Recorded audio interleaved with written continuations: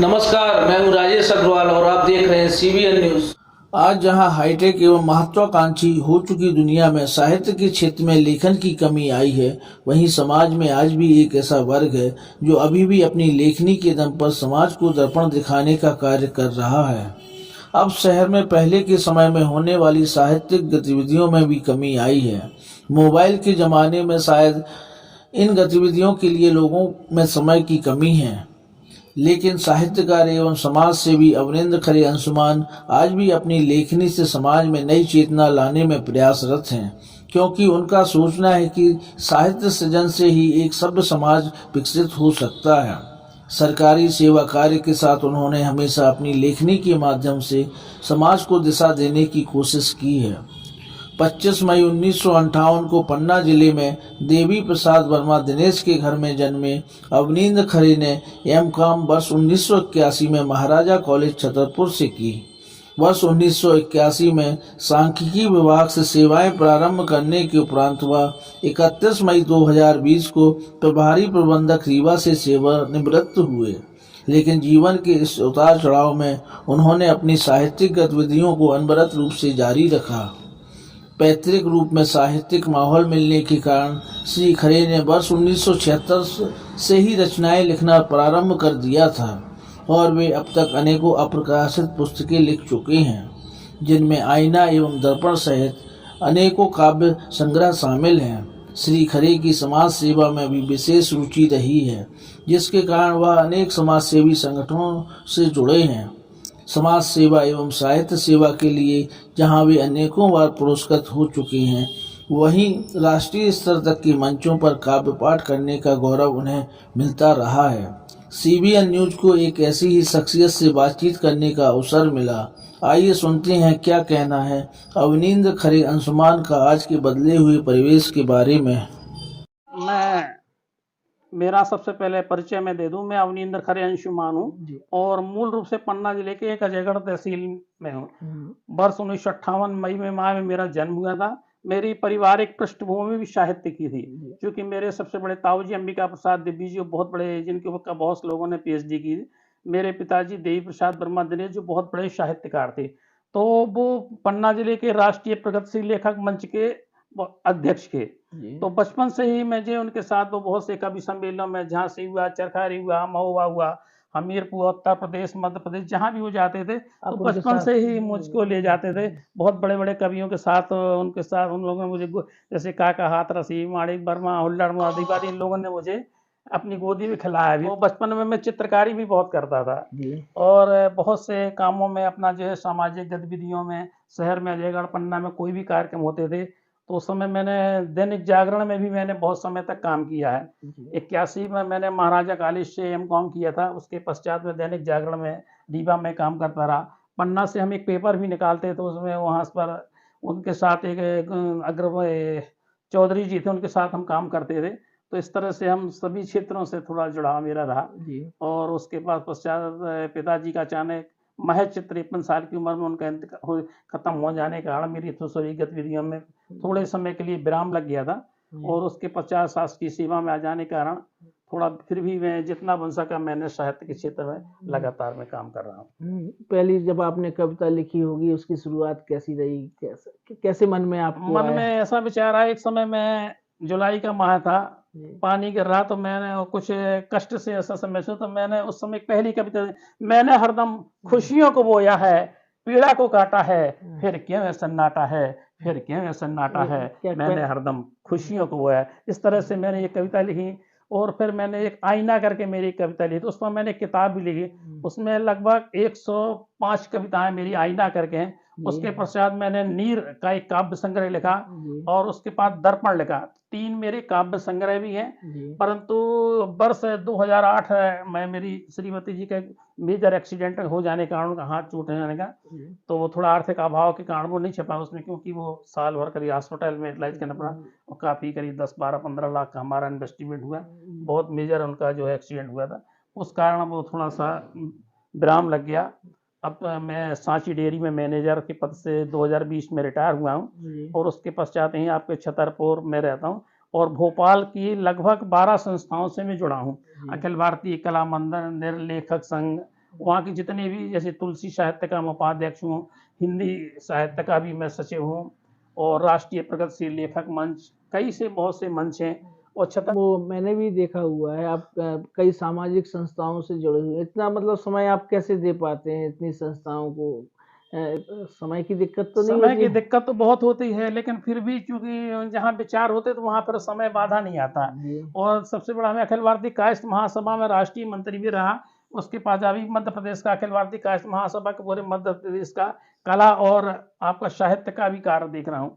वो भी 3 माह पूरे दिल्ली में एक बहुत बड़ा कार्यक्रम हुआ था, तो वहाँ मैंने एक प्रोग्राम दिया था। तो वहाँ नेशनल मीडिया वालों ने हमको पूरे मध्य प्रदेश का मीडिया का भी प्रदेश सचिव बनाया। जी। तो अभी मेरा एक उज्जैन में एक कार्यक्रम था, और उसके पश्चात अभी एक कार्यक्रम है भोपाल में भी हुआ था। तो लगातार उनके कार्य क्षेत्र में भी थोड़ा सा दखलंदाजी तो बहुत तो नहीं, लेकिन हाँ, फिर भी मीडिया के क्षेत्र में भी मैं थोड़ा समय दे पा रहा हूँ। जी। और यहाँ के छतरपुर के जितनी भी सामाजिक संगठन है, कोई भी कार्य वगैरह होते हैं, तो कोशिश करता हूँ अपनी सहभागिता निभाता रहता हूँ। राम मंडल का भी आप लोग सुबह आप देखते हैं, हम लोग जा करके वहाँ पर से सुबह की दिनचर्या हमारी वहीं से होती है। उसके पश्चात कहीं ना कहीं कार्यक्रम में पूरा समय निकलता रहता है। भोपाल से भी बहुत से कार्यक्रम में जाना, अभी इंदौर में जाना, जबलपुर जाना, ग्वालियर जाना। और मुझे सबसे बड़ा सौभाग्य था कि मुझे बम्बई में अपने नीरज जी के साथ भी कविता पाठ करने का बहुत बड़ा अवसर मिला था। जी। और बड़ोदरा में मैंने एक कविता पढ़ी थी, बहुत ही अच्छी रचना, शत्रुघ्न सिन्हा एक जिस आध मंच पर आप थे। अपने समय की अपनी कोई प्रमुख जो कविता जो सबसे आपको अच्छी लगती है, वो आप अपने दर्शकों को सुनाएंगे क्या? आपने कविता के क्षेत्र में बोला था, मैं निश्चित रूप से आपकी मांग।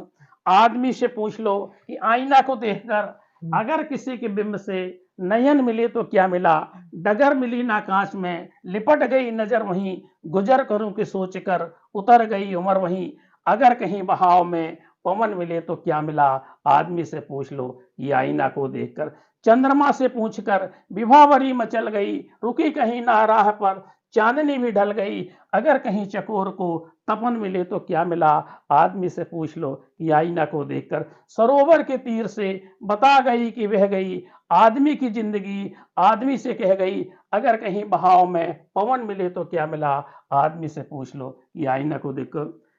एक मैंने एक ऐसा चित्रण लिखा था कि अमीर आदमी कितना भी पैसा मिल जाए, लेकिन उसकी कभी लालसा नहीं जाती। कि इस तरह चार लाइनें आपको सुना रहे कि रतन जतन मिले सभी, मिला यहाँ ना और क्या, मगर कभी न कंठ से कुटी भरी अमीर की, गिरा मिला गगन मिला रसद सभी जलन मिली, गया जहाँ की सुंदरी लिए कनक कलसी, मिला सभी मगर यहाँ दया मिली ना दिल मिला, इसलिए अमीर का यहाँ कहीं ना कल मिला, और कल मिला तो जिंदगी कुचल गई अमीर की। मैंने बहुत से व्यंग भी लिखे हैं, हास्य भी लिखे हैं, अध्यात्म भी लिखे, और इसके साथ साथ मैं कुछ नाटक और आपके लघु कथाएं के क्षेत्र में भी मेरा अभी लगातार बहुत सी जगह सम्मान हुआ है। आप जिस सब देख ही रहे आपको हैं। बहुत से सम्मान भी हासिल हुए। मुख्य सम्मान आपके मुख्य कौन से सम्मान रहे? हमको सबसे बड़ा कायस्थ, छत्तीसगढ़ सरकार ने हमको बहुत बड़ा कायस्थ महासभा का बहुत सम्मान दिया था।